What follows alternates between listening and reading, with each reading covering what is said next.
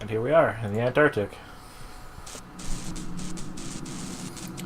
Yeah, if you put me in a plane, well, for starters, I wouldn't know the first thing about what I was doing. I could probably steer it just fine, because it's a vehicle with a wheel. Well, I wouldn't be too sure. It's a lot more complicated than it looks. Also, keep the altitude above, like, 1,000. Hey, wake up, Steve. But if somebody was like, what is the longitude and latitude? I'd be like, I don't know. We're Obviously, he went to a better high school than we did. Yeah, I guess. Geography class only really taught me about places, not, like, technical details.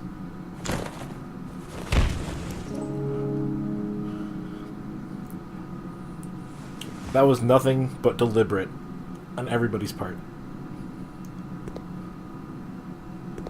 Thanks.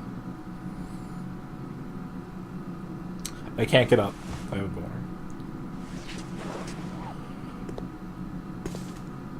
Yep. That's a boner, right? It's trashed.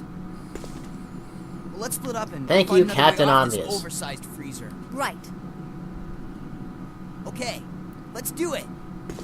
Also, both of them should be freezing to death approximately 30 seconds from now. I feel like if the plane was, if I were Alfred, I'd be like, hey, guess who messed with the temperature controls of your plane? Brothers, it was me. You have to keep those servers and computers all nice and cooled. It must have been a worker's lodging, it says. Really? Fade spray.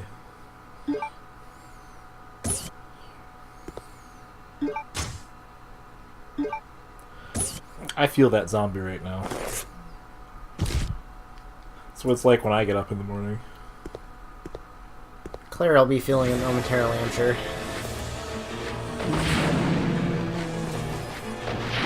Every zombie gets up in sync. Synchronized rising from the dead. That's a good thing there's no splash damage on those rockets. Well, not for Claire. But for enemies there is. Surprisingly weak, apparently. October 30th. When I joined Umbrella Incorporated, I thought I would be able to live a carefree life for the rest of my life, being employed by this huge corporation. It's a joke that I ended up being a driver in a place like this. I asked for a position change, but they completely ignored me. Feels more like a prison. Work is extremely demanding, and there's nothing fun about it. I'd rather be dead. Well, funny thing about that. Surprised you are dead. You were not quick enough, and thus you are dead. November 3rd. My hard-earned vacation was cancelled suddenly. I heard they failed to secure enough manpower due to a mistake made by the facility head Alfred. That fool doesn't deserve forgiveness. He doesn't even treat us like human beings. Sorry, my accent changed like 7 different times. November 5th. I heard an interesting story from a guy who's been working here for 8 years. He must be awfully patient. He says that there's a man who's been confined for over 10 years, locked up in a cell deep below here. People call him Nosferatu, and are deathly afraid of him. An absurd story. I started out as New Yorker, then I went for like New Orleans. November 10th. At midnight I woke up to an ominous growling sound, seemed to be coming from deep below underground. I'm so pathetic to have been frightened by such a foolish story. Then again, I suppose anyone would have a hard time maintaining their sanity if they were confined to a place like this. Double exclamation marks for emphasis. Yeah, I jumped from like Boston to New Yorker, and then like southern preacher. A little bit below the Dixie line. Yeah, just a bit.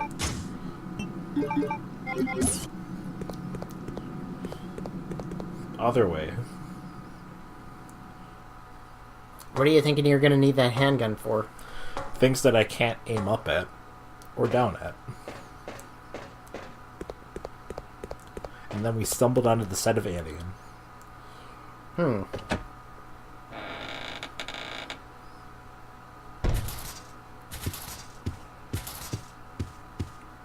It's dark. What's that ominous rattling noise? More bull gun bullets. Why are you even picking those up? Sake of completion, I guess. And hey, a call back to the police chief's office in Resident Evil 2. Kinda, sorta. Oh no! How was that mouse still alive? A, it was a rat. B, I have no idea. Mouse, rat, whatever. Sir Alfred, please forgive me, as I must tell you of my abrupt departure by leaving this letter. I first served your father, Lord Alexander, and have for so long shared in the joys and sorrows of the Ashford family. Lord Alexander disappeared unexpectedly 15 years ago. Then an accident during an experiment took the life of our dear Alexia. You were forced to become the master of the family at a very young age. Nearly lost your sanity from the sorrow of having lost all your family members at once.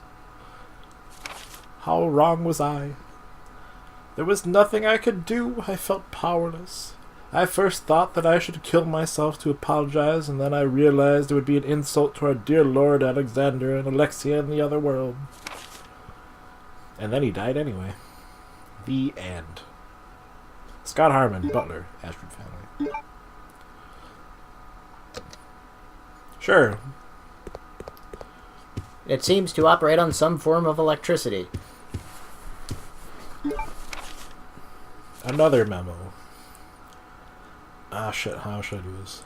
My father, Edward, discovered the mother virus in cooperation with Lord Spencer, who was also a nobleman. They studied it for the purpose of military use.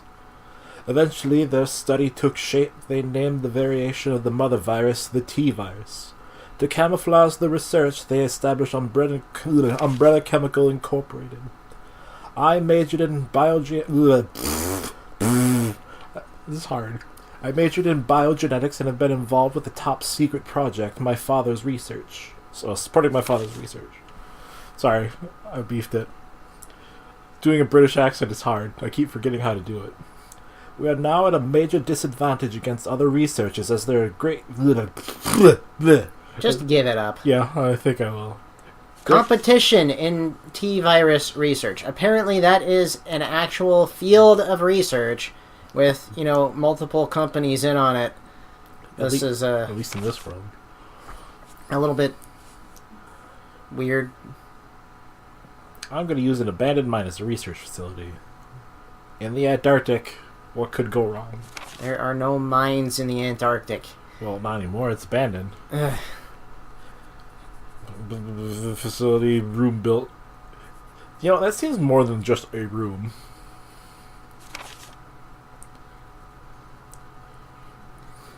For security purposes. Yeah, if it's like somebody who uses their pet's name as their password at work. Uh-huh. Also note the name there that was dropped. Trevor, as in... What's his name? George Trevor, yes. Oh, I had to think for a minute. So what Alexander was saying in that note is, I am building a replica of the Spencer estate, underground, in the Antarctic. In an abandoned mine. In the Antarctic.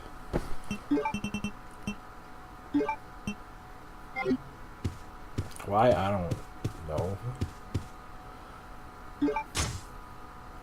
For reasons, I guess.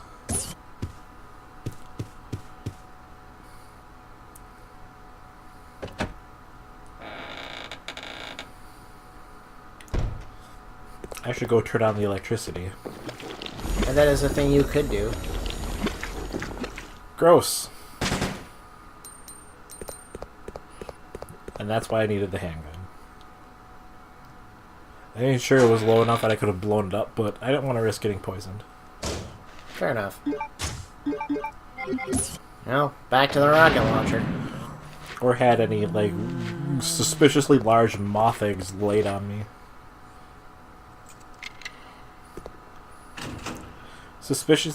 Both suspiciously loud and large and suspiciously solid for insect eggs.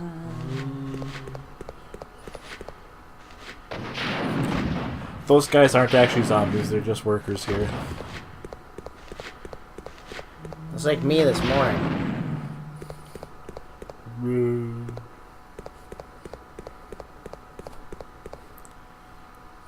Hey look, that's important. It's a box. Go to the weapon room. Get weapon.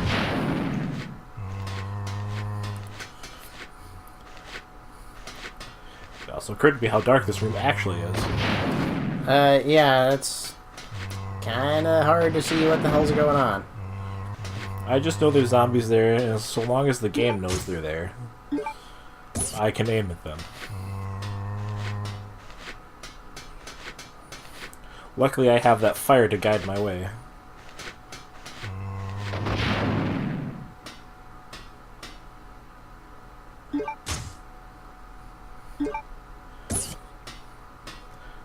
Good thing there was nothing explosive nearby. Oh wait.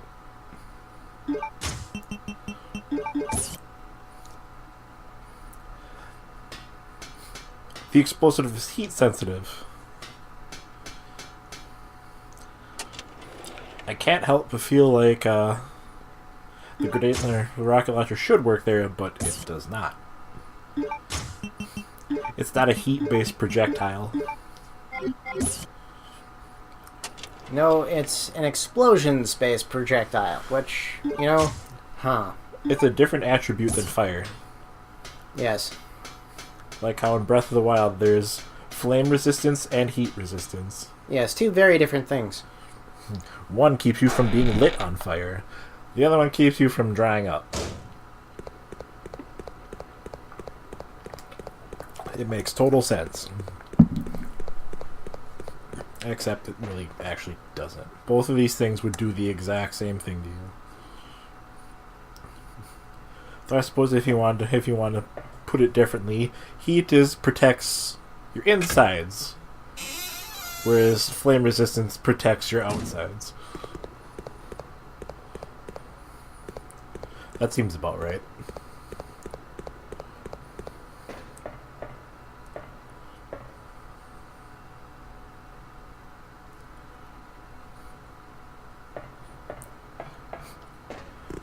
You might be wondering, why is there poison gas? The answer is because umbrella. I assume that it's not necessarily specifically meant to poison people so much as the gas happens to be toxic and it comes from something else. Well, yes. But it is umbrella, so it is entirely possible that it's deliberate.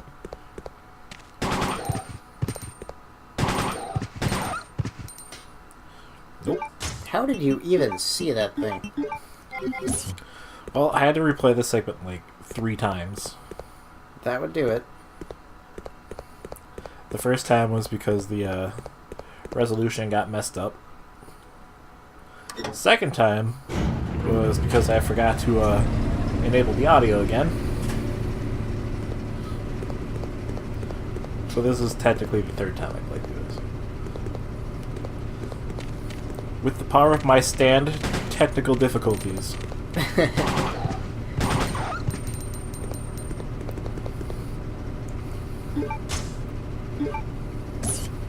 Just like how I knew that herb was there.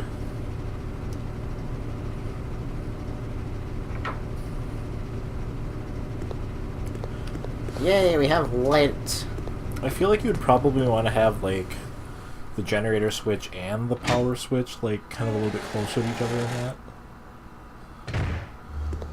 Like, opposite walls. Well, the switch for the generator is presumably on the generator, where the power mains would be on a completely separate box. But yeah, you'd want them close together, wouldn't you?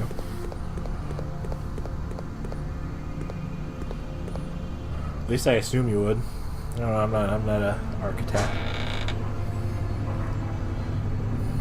Go to the bow room. Disgusting spiders. They're not even the fuzzy kind. They're the gross kind.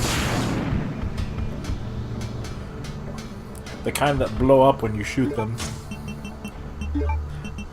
That explode into legs.